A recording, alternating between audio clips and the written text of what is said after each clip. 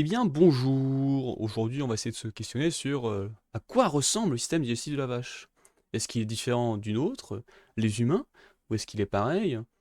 Et pourquoi? Et comment ça se fait?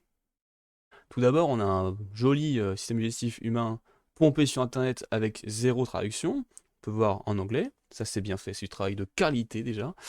Donc déjà pour le système digestif humain, hors blague à part, donc on a déjà la bouche, oui ça commence à la bouche, qui n'est pas présente. Imaginez bien, là il y a une bouche on clique.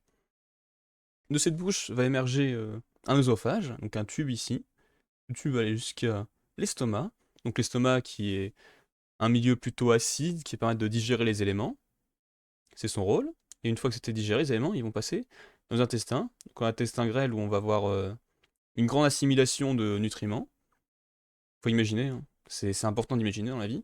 Et ensuite, on va passer dans le gros intestin, on va surtout avoir une réabsorption de l'eau pour avoir des fesses pas trop humides.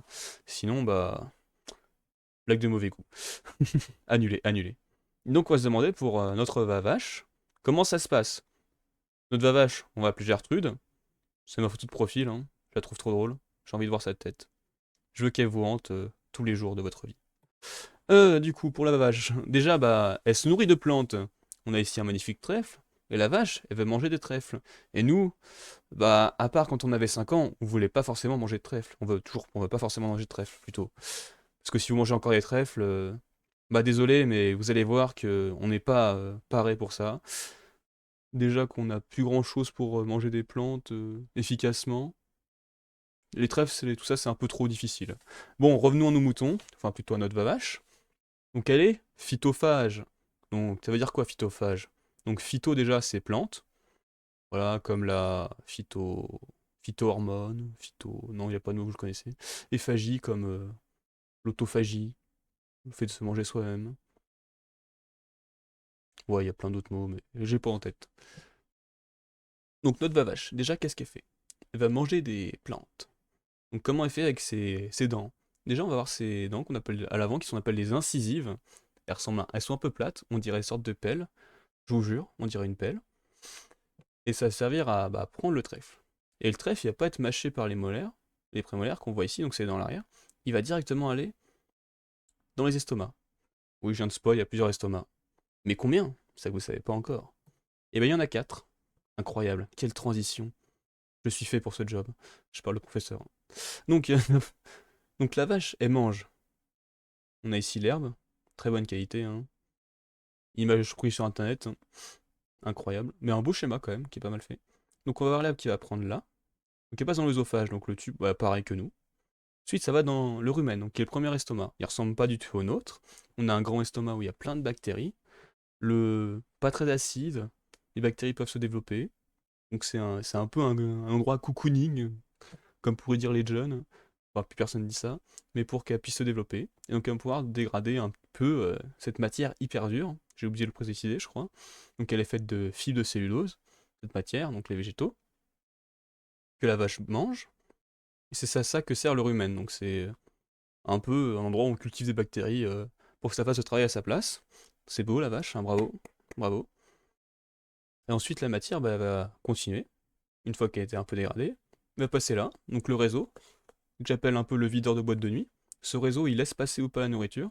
Bon le problème c'est que ce videur de boîte de nuit il est un peu grossophobe sur les bords, et en fait si t'es trop gros, il te laisse pas passer. Et donc il peut pas aller, la matière trop grosse, elle peut pas aller dans le feuillet. Et donc cette matière elle va être régurgitée par la vache, donc c'est la fièvre violette. Pourquoi elle devient violette à ce moment-là? C'est pas moi qui ai fait le schéma, je sais pas.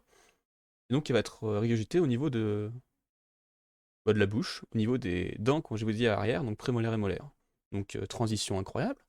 C'est prémolaire et molaire, donc la vache elle va, ce qu'on va faire, ouais je peux pas parler, c'est difficile la vie, elle va faire ce qu'on appelle ruminer. Donc ruminer, ça va être de mâcher une nourriture qui était ingurgitée ici, au niveau de ses dents. C'est quand vous la voyez faire de mâcher de travers, c'est ça qu'elle fait, elle rumine. Elle rumine la nourriture qu'elle a pris il y a des heures. Une fois que la nourriture est ruminée et qu'elle est assez petite, elle va repasser par le réseau. Le videur il va dire oui, vous pouvez passer. Je suis pas sûr c'est cette métaphore incroyable du videur. Et ensuite les éléments vont passer dans le feuillet. Donc le feuillet c'est le troisième estomac, à quoi il sert? Bonne question, Jamie. Et bah, il sert à réabsorber l'eau. En effet, l'eau a été produite en grande quantité quand la vache a ruminé, en produisant de la salive. Cette salive, bah, faut utiliser un peu l'eau, parce que ça en utilise vraiment beaucoup, je crois. Je sais plus j'ai plus les. Mais c'est des litres, hein. C'est un litre pour une vache. Nous, je crois qu'on produit 1 à 2 litres par jour, mais elle, c'est des litres. C'est pas un ou deux. Désolé, je meurs. Donc, ensuite, donc ça va être absorbé. Ensuite, le bol alimentaire va passer dans le feuillet, donc l'eau est absorbée, et va passer dans ce qu'on appelle la caillette.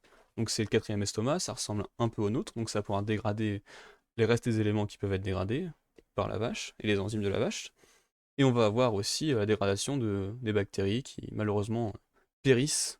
Elles ont été cultivées dans le rumen, elles ont remonté œsophage, elles sont passées par les dents, elles ont passé le réseau, elles arrivent dans cette caillette, tout ça pour mourir. Pensons un petit peu à ces bactéries, dont le travail est indispensable, et qui sont mortes. Et donc, ils vont pouvoir faire des nutriments pour la vache. Ça, c'est cool. Et donc, bah, après, ça fait comme le nôtre, comme notre système digestif, hein. Toute la nourriture va passer par là.